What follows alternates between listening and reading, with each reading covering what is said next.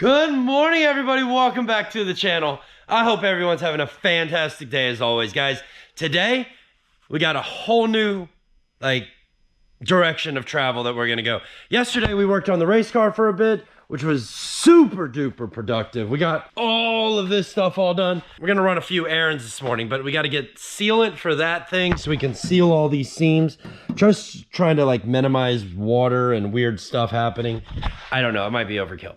But yesterday I forgot the GoPro and we were working on this thing. All the timing bits are in, all the covers are on, the rear seals are on. We gotta do some things here, but this engine is why we gotta take an errand field trip before we get too far in. It's because of little things like that right there. It's a broken stud. It's one of those broken studs that you can't get an extractor on, one of these guys, and a pair of vice grips just isn't gonna do it. The only thing I can do, the next step would be to weld a nut on top of it. Well, I'm not gonna weld a nut with a MIG welder because the MIG welder is gonna splatter everywhere.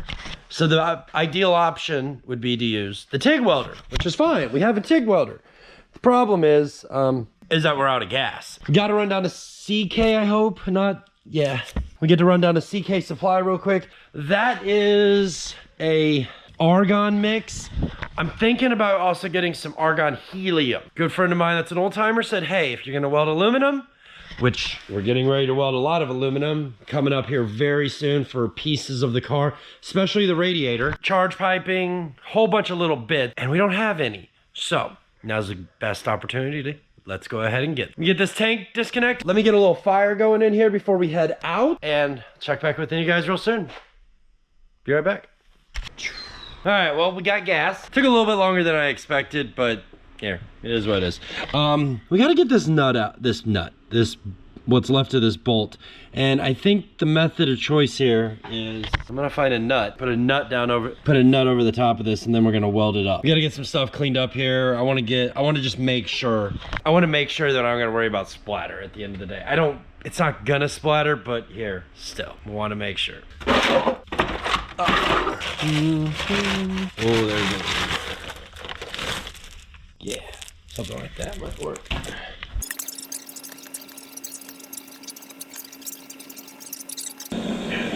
All right, let's see if we got lucky. First try, give it a go. All right, plan B. One eternity later. All right, guys, well, we got a problem.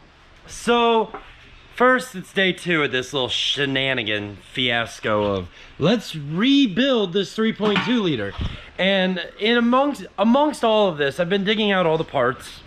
I've been digging out everything, getting it all laid out, figuring out what's what, and getting all the bags out, start bolting pieces on, one piece of the puzzle at a time. And I've been going through this. Move that out of the way. Move this out of the way. There's this piece right here called the coolant crossover tube, or the coolant tube, and it runs from the thermostat housing across the engine into the back, where it then connects to a heater core line. Third time's a charm. So coolant crossover tube, coolant pipe, right? Anyway, there's a piece of plastic that's supposed to be right there, and somehow, some way, and all the infinite shenanigans of a 3.2 liter and all the bits on the floor, not only either A, I missed this piece and that it was broken, B, the person that was in this engine many moons ago broke it, didn't tell nobody. But no matter what, C is definitely gonna leak. That O-ring is flat, yeah, and some people could put RTV on this, and I know people that would put blue RTV on this and they would send it. We're not doing that. So we got a new crossover, we got a new coolant tube coming. It's like 18 bucks online. They do make a metal one of these that you can get, and I believe it's specifically for things like the S4, the SQ5, and a handful of other 3-liter supercharged things. Could be completely wrong, but I'm pretty sure that's where they offer it. If you want to get a metal one, it's the exact same thing. Don't be scared of it. Which really sucks, because now we're at this point where we technically can't really do anything except for... no, that's wrong. We can't. So even though we're waiting on this part, we can't really put on anything else on the top half I mean, here, if we do, I'll give you just a quick idea what it would look like. Like this would go in there. That would go in there. If we put the fuel injectors all in, that would cover that up. And then if we put this tube in right here, that would go down in like that, which would cover the coolant tube up. And then we could stick this thing on there, and then that would cover it up. So we're definitely at a point where we got to stop on this portion of the engine right here. So instead, we're gonna move on to getting like the flywheel bolts on, the VVT sensors in. We'll flip the motor around. We'll get the rest of the like high pressure fuel pump system on, the vacuum pump on, all the bits that go on the front of the engine. Maybe probably get the motor mounts on, get the motor mount starter, things like that all on. And if we got enough time, we'll go ahead and get off the bench and get it back over here. The motor still has to be mated to the transmission, which is sitting right here on the ground. And we still got to put the exhaust back on. So there's a lot of, the reality is I probably won't even put the intake on the engine before I put it back in the car, because I took it out without it. And frankly, it's a lot easier. Like, it really is a lot easier. So at the end of the day, this isn't that big a deal if we can't get it all on. It is a little hiccup because I want to get some more bits on the engine, but it's nothing that we can't put on the engine after it's already remated to the transmission. So just another little hiccup, nothing major, but we can work past it. So let's get this flywheel on, then we'll get the motor mounts and VVT on, and we'll see what's what. Maybe we can get this thing off the, hopefully we can get this thing off the bench here in the next probably 30-40 minutes. All right, let's get it done.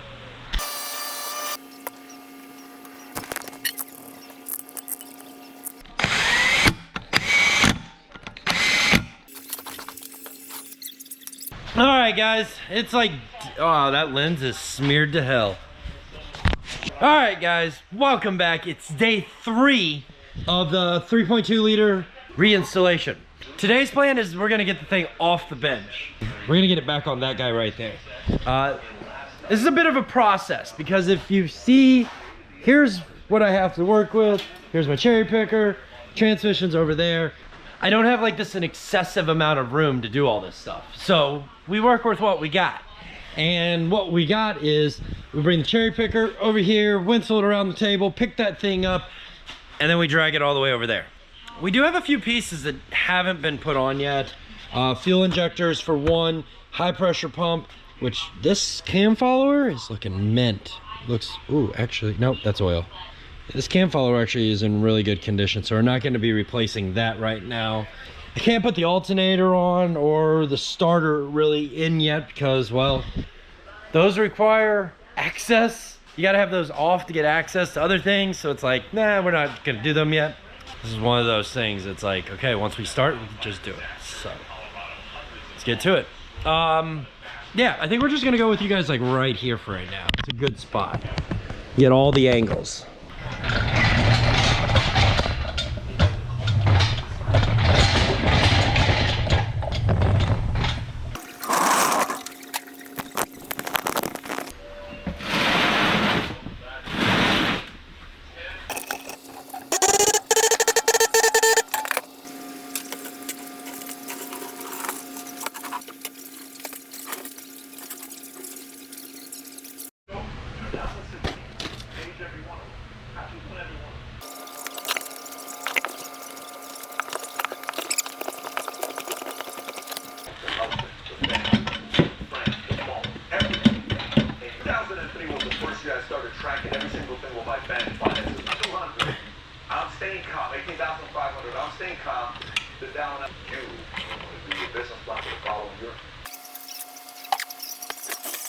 All right, well, we got it together. It only took asking Dad for a little bit of help. I needed basically a boat anchor, somebody to wiggle it, and we got it together.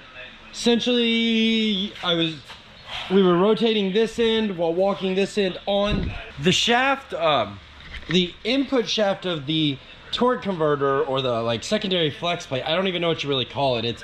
There's another flex plate that's like here between the drive shaft, the shaft that goes from that side differential to this one. It goes like through the middle, and the torque converter is actually back here. It's really weird. There's like this dowel pin looking thing with a taper on it, and it's going to a little bitty hole. Like, it's probably exactly matched. Like, if I was an engineer and I was doing it, there would be probably no press on it whatsoever, if anything, if any at all. But it would be like an exact slip fit, and that's what I was fighting. I could not get it together. I did not want to like walk the thing down with the bolts only. If you've ever done that, you'll know that you run a pretty good chance of cracking a bell housing, or worse, ripping threads out. A lot of bad things can happen. But with Dad's help, we were able to rotate the engine over, so we knew that everything was lining up perfectly, and we just slowly walked everything down and fit perfectly. Probably not the way the dealer says to do it, but it worked. Worked great. Back together. Engine rotates fine. Torque converter, that means all that stuff is moving. Technically, the torque converter is not really moving. The flex plate is rotating around where the torque converter bolts up to it, and they haven't been lined up yet. Technically, it's together, but it's not really together. It's whatever. I got a little bit more to do still on the 3.2. We got to get the exhaust mounted up, and now we can mount up a few other bits.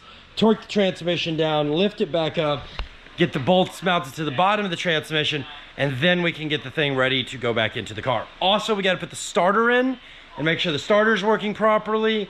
And what else do we got? I think that's about it. All right, guys, well, I think that's where I'm gonna end this one. Today, it's like 6 o'clock at night, and it's honestly getting a little hungry. So I'm gonna go feed my fatness, the fat kid in me. We're going to cover this thing up. I know it's been a long journey with this 3.2, guys, and there's a lot of you guys out there who watch this content who aren't subscribed. So if you are new to the channel, consider subscribing, guys. All we do every day is figure out ways to save thousands of dollars doing it ourselves, building race cars, and whatever other kind of shenanigans we can get into. So if you're into that sort of stuff, click that notifications bell. And for everybody else out there, thanks for watching. Thanks for subscribing. I'll see you tomorrow, and I'm Audi. Peace.